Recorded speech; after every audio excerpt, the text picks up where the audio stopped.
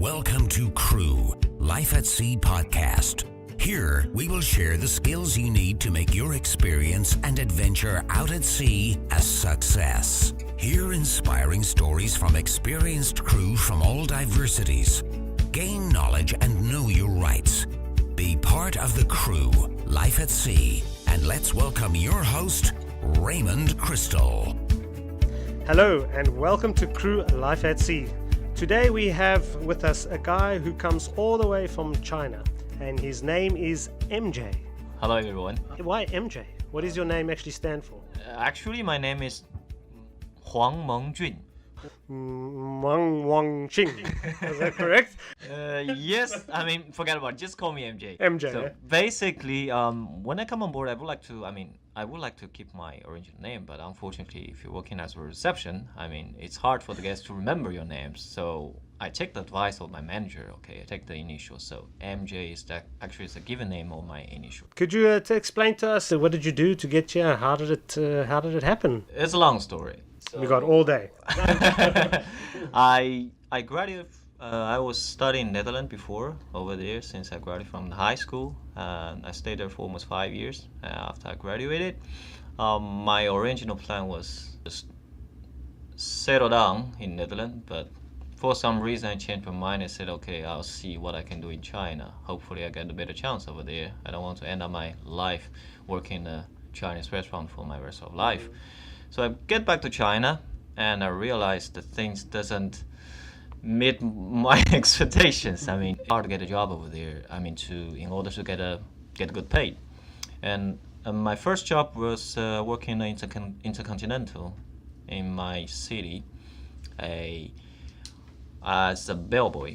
And then after 1 year, I got promoted as a receptionist and a senior receptionist. But still, the payment is not really good. And that's why, at that point of view, I decide, okay, I need to. One of the reasons is for the money, for sure, to working on board. Another reason is, and you get a chance to see the world. So I applied one of the company, and luckily I got an offer. I had an interview, and I got all my certificates ready, and they just buy me a ticket and fly me to the place. So what was the process for you to get a job as a receptionist in China? What did you have to go through? Normally they will ask you for the experiences. Was it an agency that you had to go to? You mean to working on board? Yeah, to get on board, did you have to... You need to have an agency. And what did they ask you? What did they want from you? They just give you a form and ask you to fill in all the detailed information, your personal information, your education background, your working purposes, your working experiences before. And after that, they will arrange a interview with you with the company. Okay. And if the company is okay with you, they decide to recruit you, and the agency will take care of the rest of the part. They're gonna tell you where and when you need to go to get a certificate, and you just give the money to them, and then you're ready to go. How many years have you been at sea, by the way? Almost 5 years. Wow, 5 years. That's very good. Eh? Yes. I wanted to ask you, as a receptionist, what does that mean, and what do you actually have to do on board as a receptionist? What does it entail? Receptionist, basic what you do is reception. So, But that entails a lot more than just reception. here is very similar, like basically similar like you work in a hotel on land, but it's a little bit different. Depends on where you work. Either you're working on a big ship or you're working on a small ship. If you're working on a small ship, it's basically exactly the same like you're working in a hotel on land, and you don't have too many guests, and the desk won't be very busy all the time. Okay. The main thing you do is more like prepare the documents and follow up with all these issues that guests encounter, and make the proper log, and dealing with the complaints sometimes. But if you're working on a big ship, and it's gonna be a little bit different. How big was the big ship that you worked on? My biggest ship I worked for is like almost 4,800 passengers on board. Okay. And you can imagine that there are only like 10 receptionists over there, and every ship maximum you only have like 3. And when it comes to embarkation day, 4,800 guests come on board, and every one of them, they need to register their credit card. So that means a lot of jobs, you just feel like you're working like a machine, and you just keep Repetition. exactly. Wow, geez, that's a lot of people, 4,800, and you got to get through them all in one day. Only not even in one day, only a few hours, because the What? ship needs to be cleared as soon as possible. So we need to check all the main, I think, within 4 hours. So embarkation day is the busiest day for most of you. Exactly. Okay, so let me ask you then, with all these guests and so many of them, I'm sure you've come across some unhappy guests.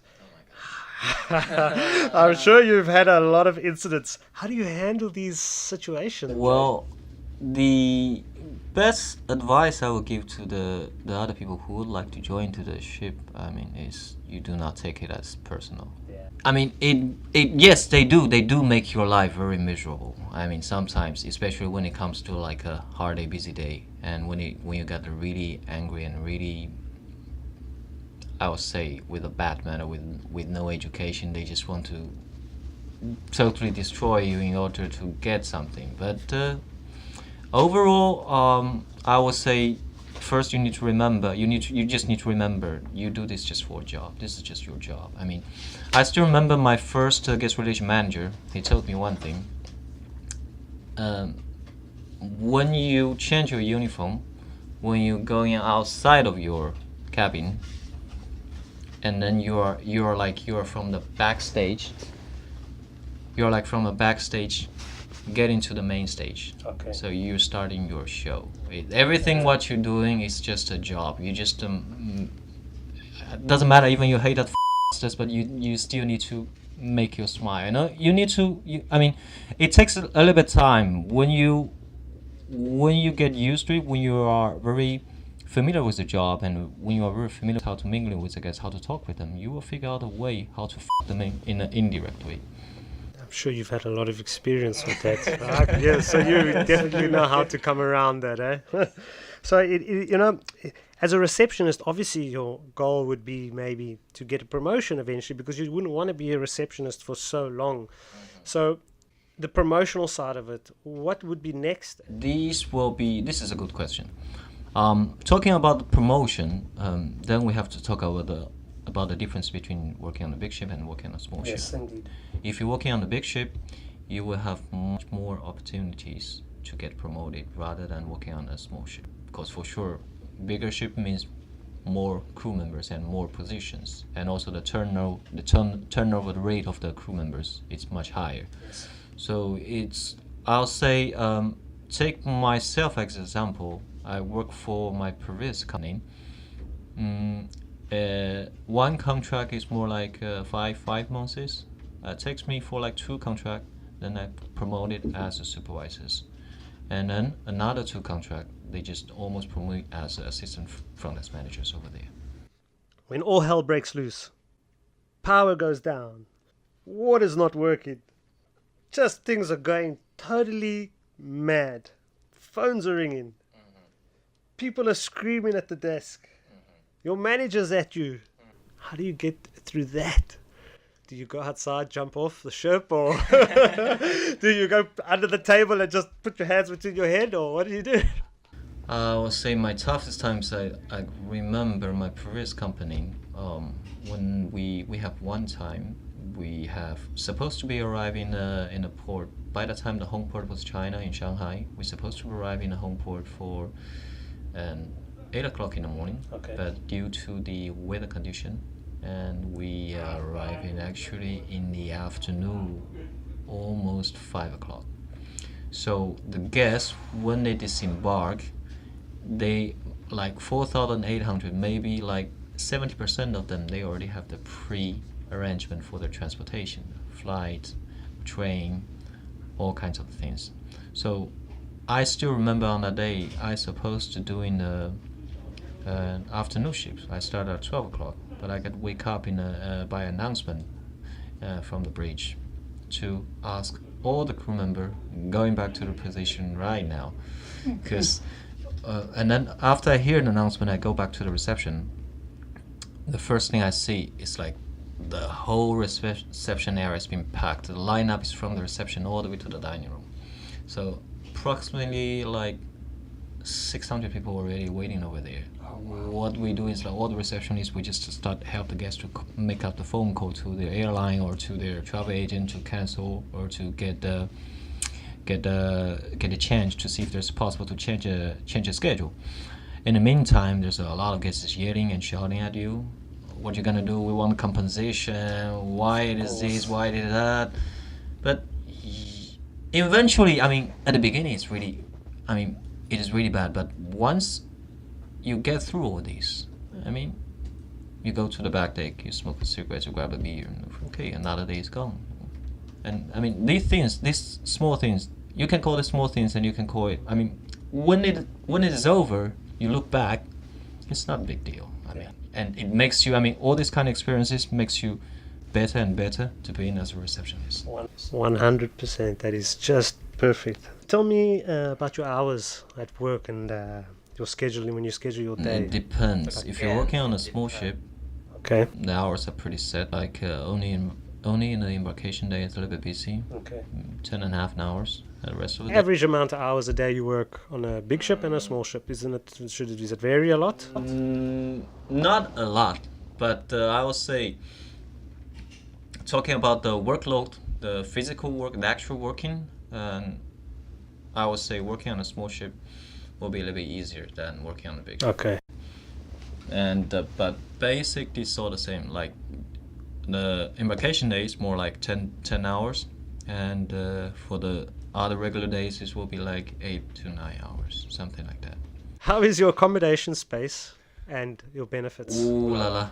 As a receptionist, yes, I always joke with the crew member when I was on a big ship. When I working on the I-95 and on the crew area. Wait, before you can, what is an I-95? Just so the people that don't, maybe some of them don't know what an I-95 is. It's just I-95 is everybody knows that I-95 is a immigration of the United States immigration.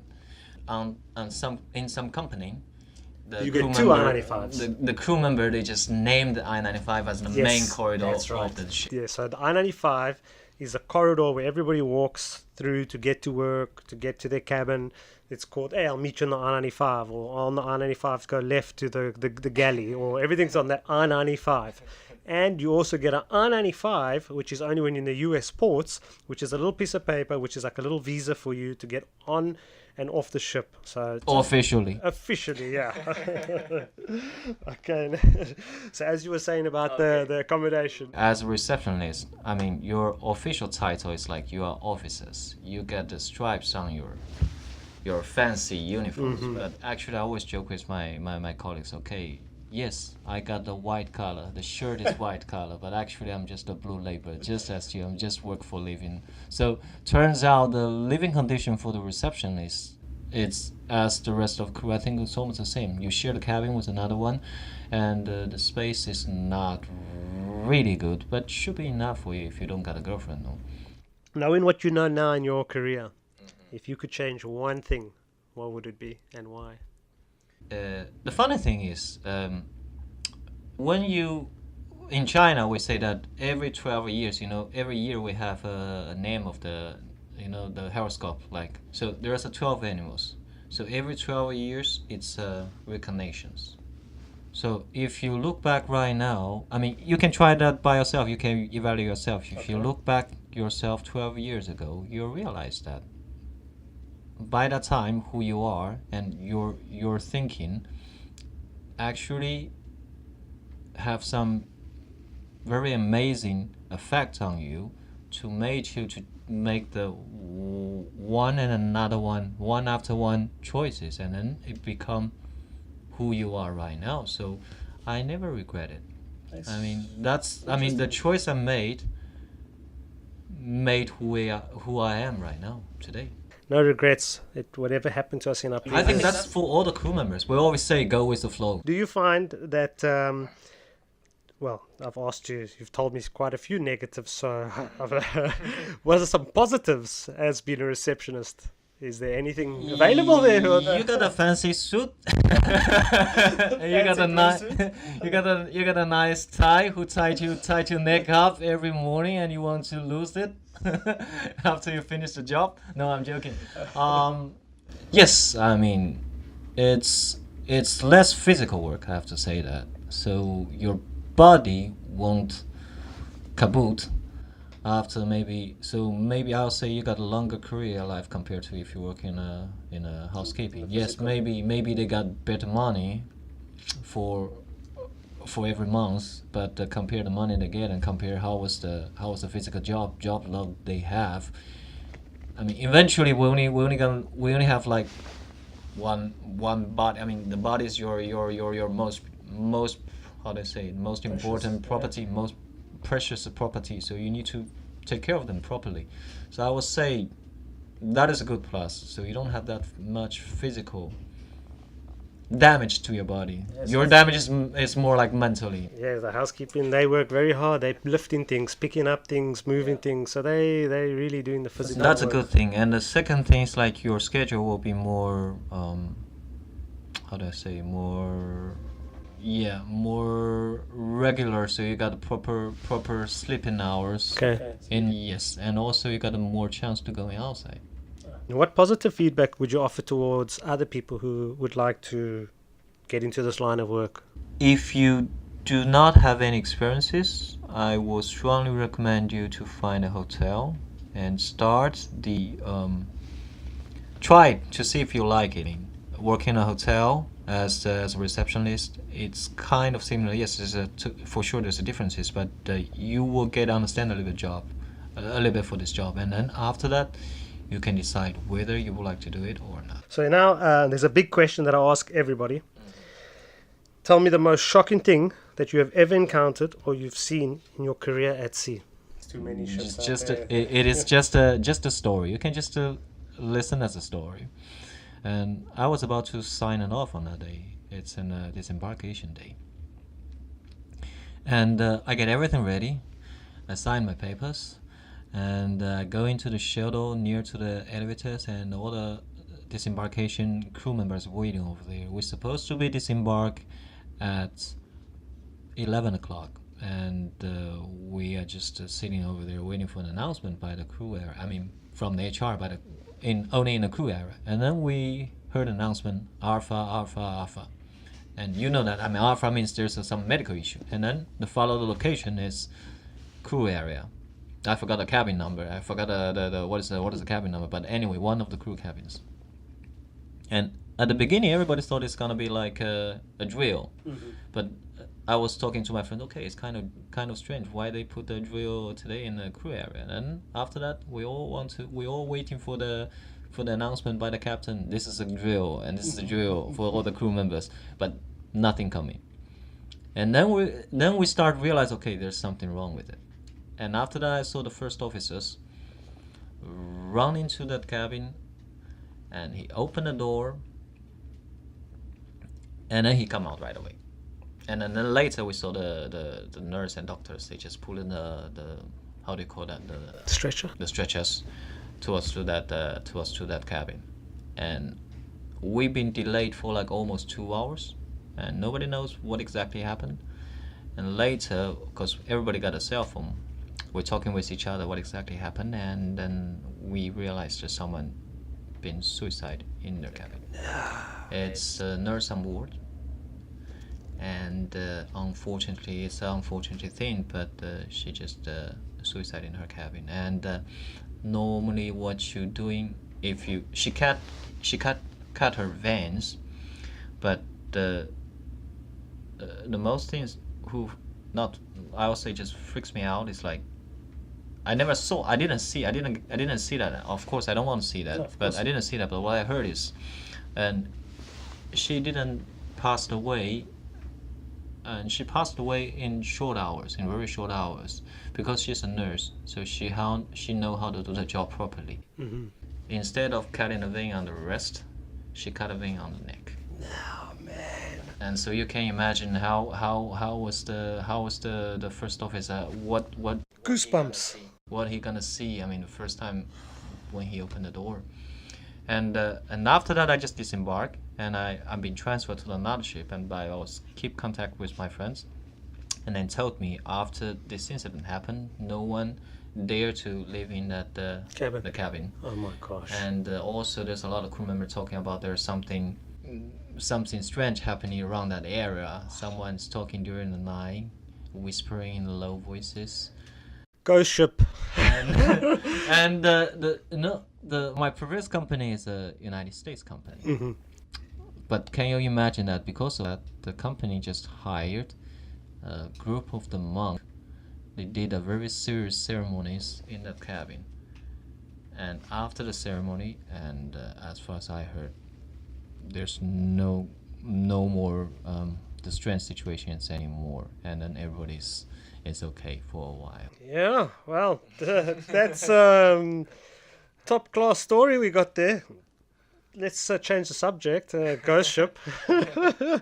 Very nice. That's an interesting story, MJ. Wow, man. You've been at sea for four years, right? Yeah. Why do you keep coming back? And I would say the main reason is, for sure, it's about the money. That is the main reason. Also, this job, it's kind of addicted. It is really addicted. I mean, I met so many crew members on board. Sometimes we just talking to each other, asking, okay, a lot of people say, I'm not gonna coming back, I'm not gonna come back, I'm not gonna come back. They keep coming back for maybe 10 years, 20 years already, because life on the sea, yes, in one hand, it is kind of tough, kind of hard, but in another hand, it's kind of easy, because your accommodation is already being offered, you got free food, you don't have to think that much, you just need to do your job properly, and you get your paycheck on time. And when you're going home, you realize you already missing the life over there for 6 months. And it's really hard for all the crew members, for us to get back to the regular life. I mean, it needs to take a little bit time to adjust everything. You need to call your friends back, you need to contact someone, and you need to start all over again. So for a lot of people, they rather just, okay, let's just fuck it, let's just go back. I mean, it's kind of sad, but for me, yes, the longest time I stay back home is like almost 8 months. I mean, when you have a vacation for 1.5 months, you can call that a vacation. Yes, it's nice. You still got money and you're very happy. But when it's more than 3 months, you cannot call that a vacation anymore. It's like unemployment.